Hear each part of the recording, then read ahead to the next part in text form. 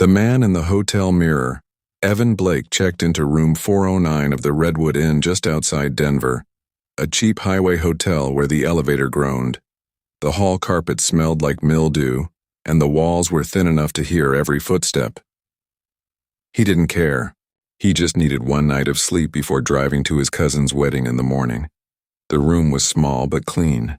One queen bed, one flickering lamp, and one large mirror bolted to the wall across from the bed. Tall, old, with a frame carved like twisted branches. Evan dropped onto the bed and scrolled his phone for a while before turning off the lights.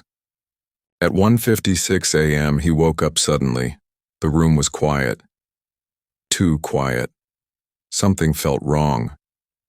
Evan rubbed his eyes, then froze. There was a man standing in the mirror, not in front of it, in it, a tall figure wearing a dark suit.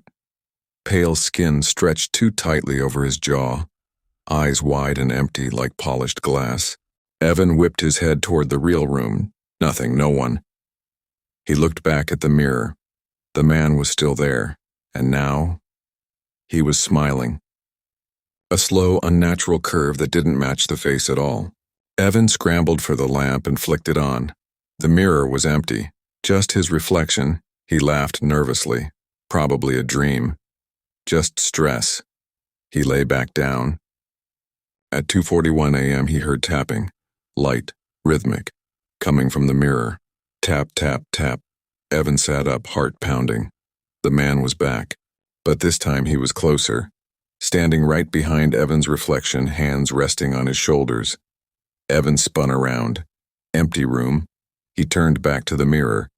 The man was now staring directly at him, head tilted, grin wider. Then he slowly raised one finger and traced a single word on the mirror's inside surface backward so Evan could read it.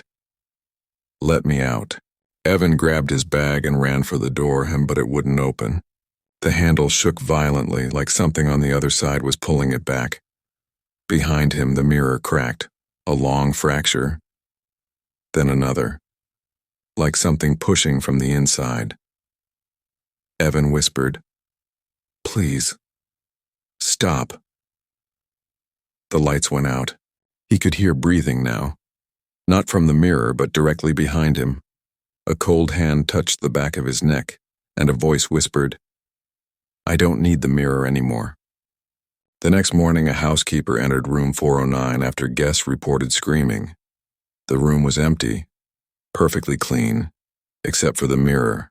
It was shattered from the inside outward, pieces scattered like something had climbed out of it. In the center shard, one reflection remained visible. Evan's face, eyes wide, mouth open, frozen in terror. And behind his reflection, a tall man in a suit smiling.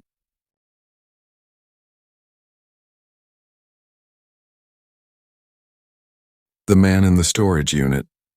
Evan liked his night shift job at Brightbox Self-Storage in Arizona.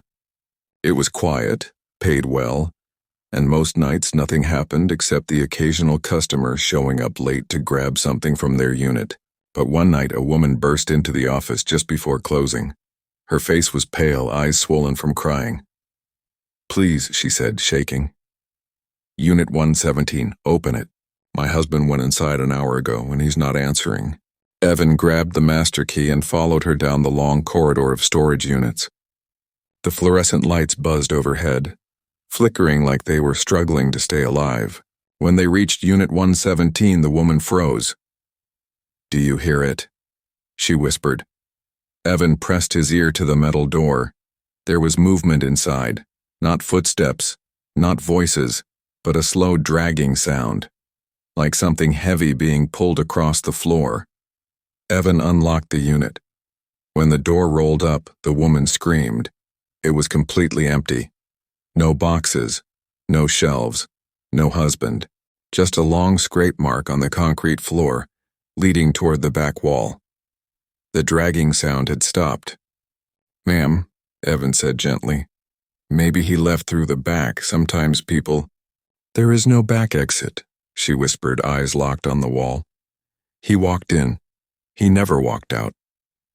Evan looked around again, and then he saw it. Fingers, Not real ones, but prints. Deep indents in the concrete, shaped like long, thin fingers clawing their way upward on the wall. The woman burst into tears. He said something was following him last night, but I didn't believe. The security lights cut off. Darkness swallowed the corridor. Evan pulled out his phone flashlight. "Stay close to me," he said. But before the light even reached her face, she was gone. "Ma'am?" Evan spun around. "Ma'am." His phone flickered. A tall figure stood at the far end of the corridor. Too tall. Arms dragging on the ground. Head bent unnaturally sideways like a broken matchstick. It wasn't walking, it was unfolding. Like something pressed flat against the wall was being peeled off. Evan stumbled backward into the storage unit. He tried to pull the door down, but icy hands grabbed his ankles and yanked him deeper into the darkness. He screamed. Lights burst back on. The corridor was empty again. Unit 117 was closed. Padlock secured. The woman was never found. Evan's car remained in the parking lot for 3 days before management called the police. When the officers opened Unit 117, they found only 2 things inside. A trail of deep fingerprints leading up the back wall, and a fresh scrape mark on the floor, as if someone had been dragged upward and into the concrete itself.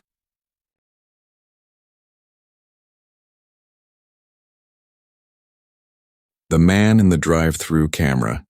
It was nearly 2 a.m. at Hillcrest Burger Station in Arizona, the dead hour when nobody came except drunk teens or truck drivers. Lily, the night shift manager, was half asleep near the fryer, waiting for her shift to end. Then the headset beeped. "Welcome to Burger Station, go ahead with your order," she said automatically. But no one spoke, only breathing. Slow, heavy. "Hello? Can you repeat that?" The breathing got louder. Wet, ragged breathing like someone struggling to stay alive. Lily checked the drive-through camera screen. A man stood directly in front of the camera. Not in a car. Not at the order window.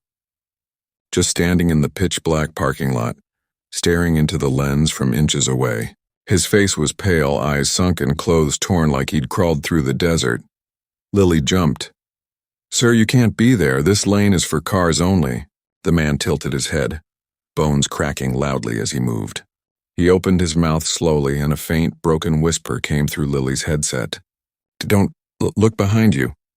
Lily froze. "Sir, do you need help? Are you hurt?" The man shook his head violently like he was trying to warn her. "Don't look behind you." Lily's breath caught. Her heart pounded. "No," she whispered. "No, I'm not falling for that." She forced herself to turn around.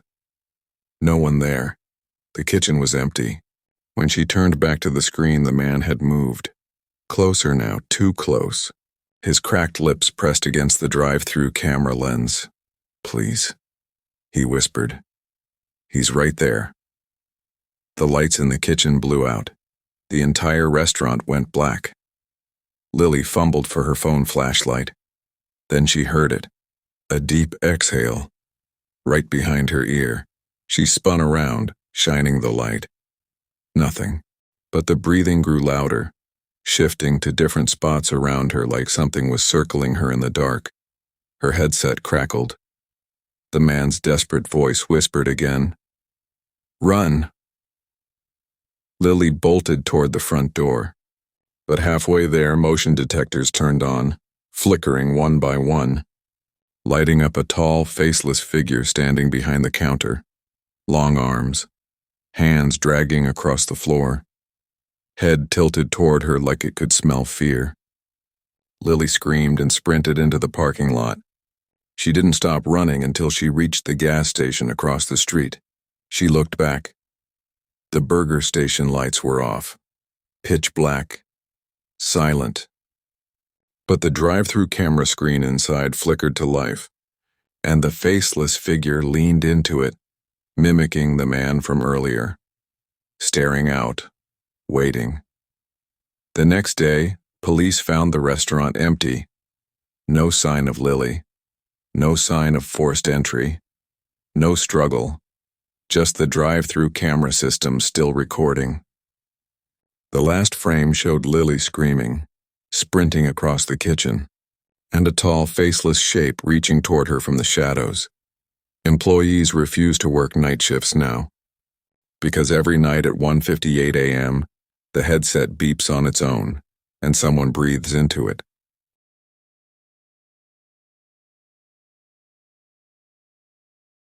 The basement that breathed.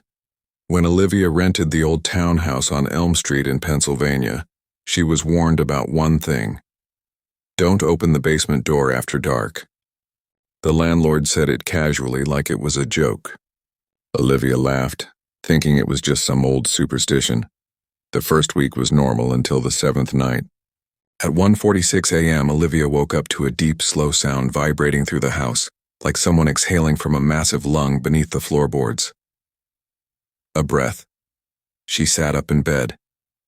The sound came again. Longer. Heavier.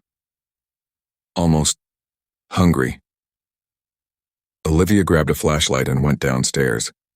The basement door was shaking just slightly, as if something inside was pressing a hand against it. She stepped closer, held her breath, listened. A whisper slid through the cracks. "Let me out." Olivia stumbled back, hand over her mouth. She ran upstairs and didn't sleep at all. The next morning she blamed it on stress, on the wind, on pipes, anything. But that night the breathing started earlier. 12 a.m. This time the whispers were clearer. "Olivia, please, let me out." Her name. She grabbed her phone and called the landlord. He answered immediately, voice shaking. "You didn't open it, right?" "No, what is this? Who's down there?" The landlord exhaled shakily. "It's not someone." The basement door creaked loudly behind her. Olivia spun. The doorknob twisted on its own. "Listen to me," the landlord whispered. "Whatever you do, don't—" The phone cut out. The breathing grew deeper, closer, right behind the door now, like a giant creature with its face pressed to the wood. Olivia backed away, but a sudden force hit the door so hard the floor trembled. Then a voice, not a whisper this time, but a violent, furious growl. "Open the door." Her flashlight flickered. The walls vibrated. The doorknob spun wildly like it was being ripped apart from the inside. Olivia grabbed the front door and ran out into the cold night. She didn't return until sunrise, when everything was silent again. The next night, she prepared to leave for good. She packed her car, locked every window, every door, every drawer, and except one. She realized too late. The basement door was already open, just a crack, just enough. Olivia froze. A cold wind blew from the darkness below. Something enormous shifted in the blackness, and then she saw a hand, not human. Too long, too jointed, too pale. It gripped the edge of the door. Then another hand. As the thing pulled itself upward, a voice echoed through the entire house, shaking every nail, every pipe, every breath in her lungs. "You shouldn't have left me alone."